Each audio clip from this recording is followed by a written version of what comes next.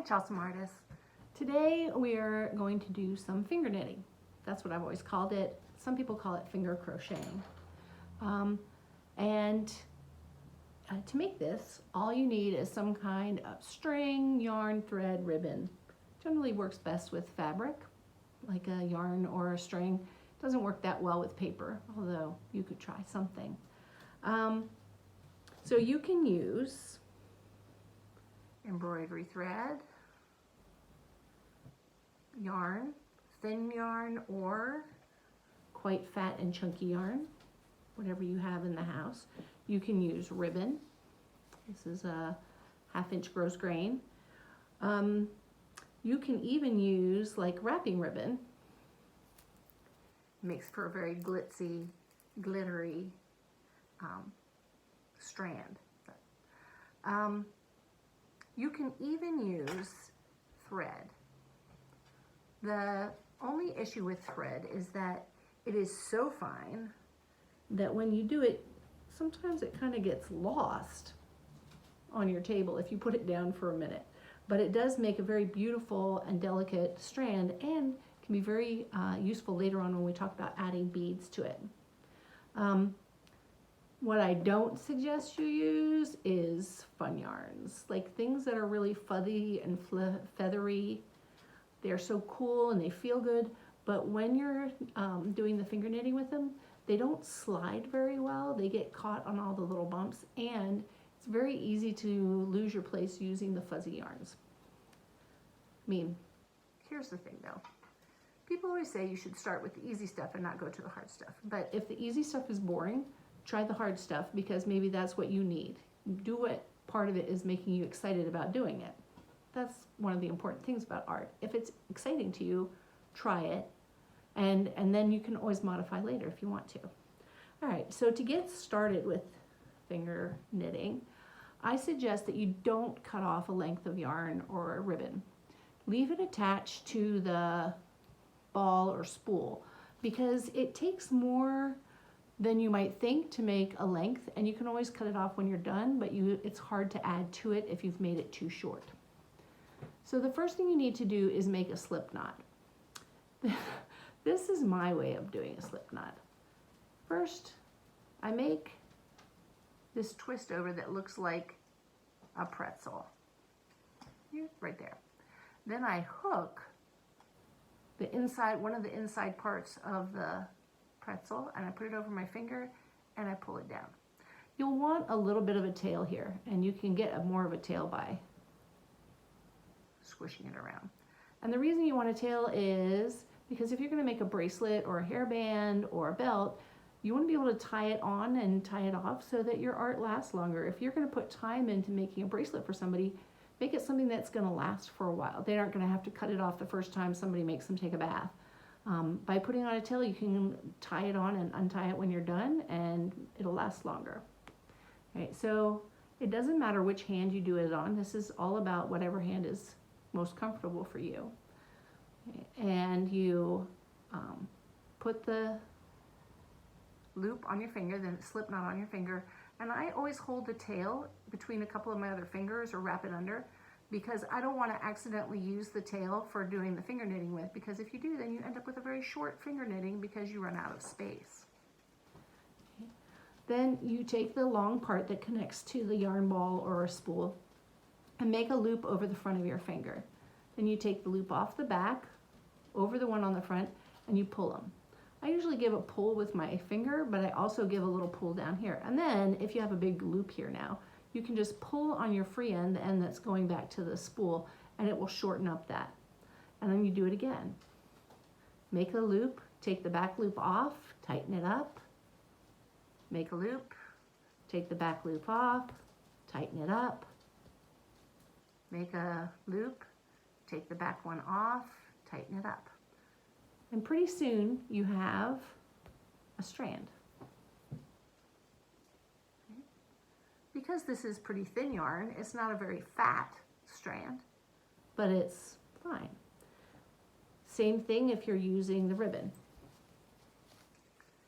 Make a loop, wrap it over the front, take the back one over the front one, and pull it down. And because the ribbon is flatter and fatter, you're gonna get a flatter, fatter strand. But it actually kind of looks pretty and kind of lacy and fancier. Right. Now, there are some variations to this. You can put 2 strands together and do it. So for this one, I put a gray and a green together, and I just put them with a loop, and I made this top one and I pulled it down. So it kind of makes a nice interesting variation of colors. You could use light and dark. You could go for 2 different sizes. If you go for 2 different sizes of yarn, like a fat yarn and a thin yarn, it won't look as even, but it will look as if one is wrapped around the other, which is kind of cool. All right, so then what to do with it once you're going. Like, what are you gonna do? Well, there are some things that you can do. I got the thread stuck on my embroidery. All right, is, you know how you make a bracelet out of beads and then you drop one end and the whole thing falls all over the floor and it's a terrible mess and you can't put it back together, and it's so frustrating when that happens. Well, there's a way of adding on beads to these finger knitting strands that keeps them from falling off. So it depends on what kind of yarn or string you're using, what kind of bead you can use. If you're using thread, you can use, and very fine yarn, you could even use seed beads for a little extra sparkle. The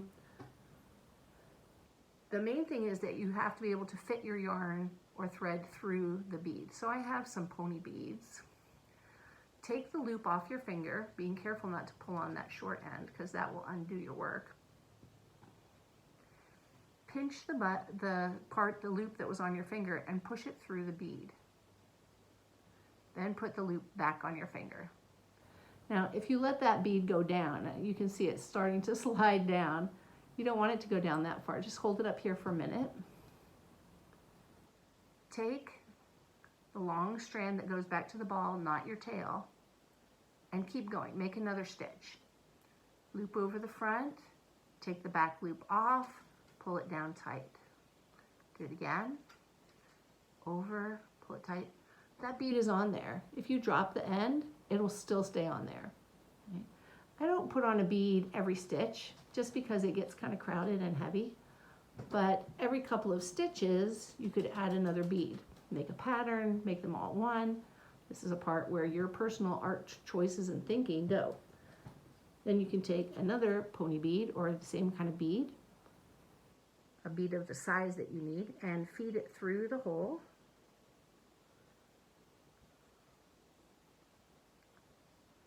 Put the loop back on your finger. Continue with making your strand. Okay. So now we have 2 beads. You could keep going and only put beads in the middle part, measuring the ends to where you want to go. That would give you beads that only went on the front for a choker or only went on the top if you were making a hairband. Now, sometimes things don't look the way we want, and we want to change it. It's very easy with this finger knitting to undo what you've done. Take your finger out of the loop and pull the long part that goes back to the ball of yarn, and it will pop, pop, pop, and there's your bead gone. Then you can always pull back up the loop before it goes through.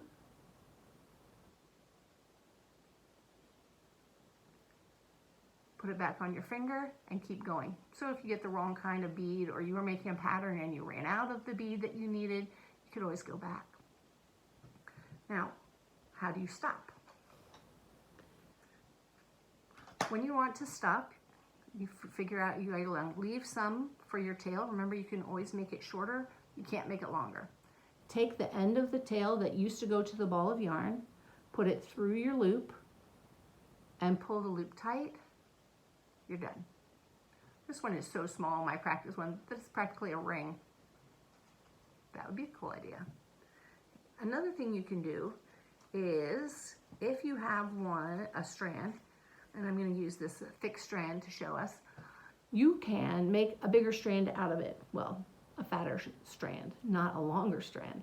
So whatever your length is, you can make the slip knot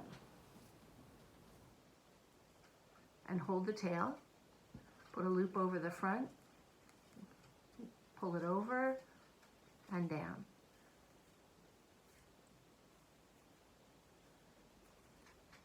Keep going.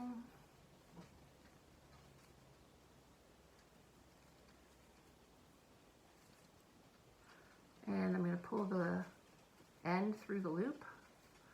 And now we have like a much fatter, looks like a bracelet, but it would also make a great headband if I made it longer and tied it in the back.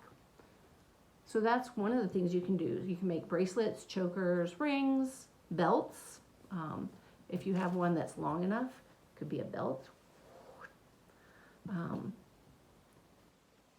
There's two other things that I want to show you about what you can do with them.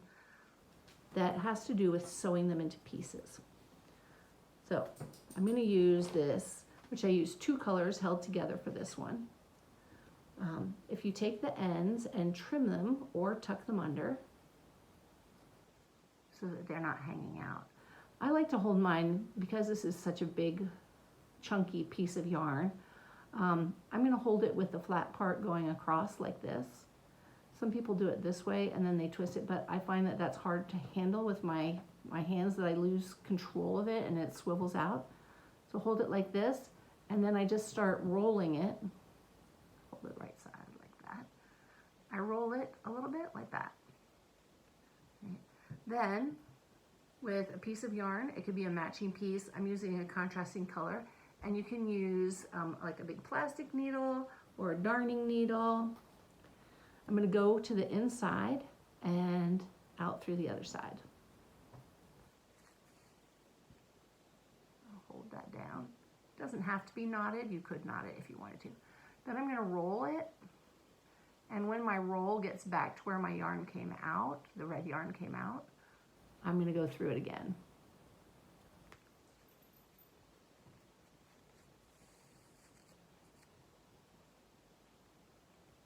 And then roll it.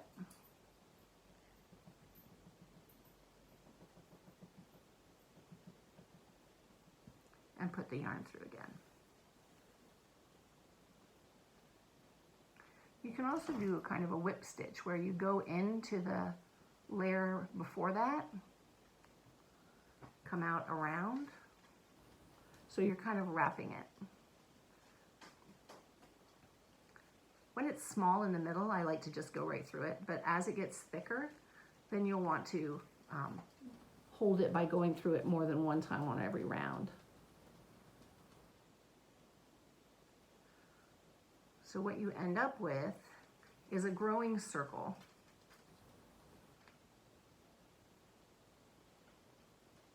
Tucking the ends in.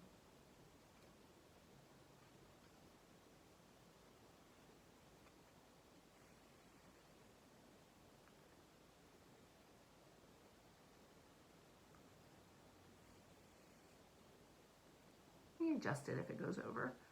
So that what you end up with is a circle, or I have seen people who did it as squares or rectangles, really, with mitered corners, but that's kind of beyond my expertise at this point, maybe with more practice.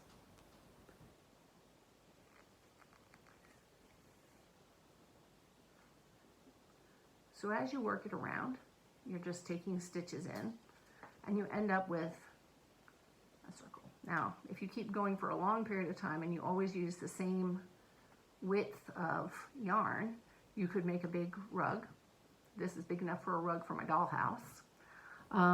You can also make a hot pad or a trivet for a hot pan or dish to sit on your table, or coasters, because they will absorb the liquid and not make a mess. And you can shape them slightly as a dome and make little hats out of them, or a big hat if you go far enough.